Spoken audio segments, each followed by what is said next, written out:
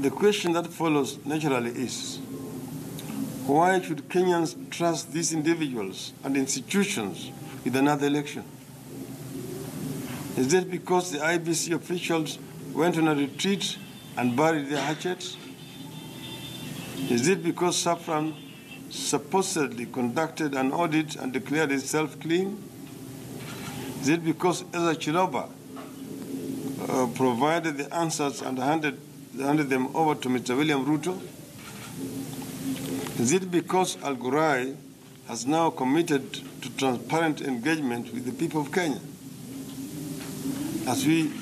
Are we counting on the very institutions and individuals who participated in a coup against the people of Kenya and tried to install a defeated candidate as a winner to ensure an accountable counting, tallying, transmission, and transparency of results? Our answer is no.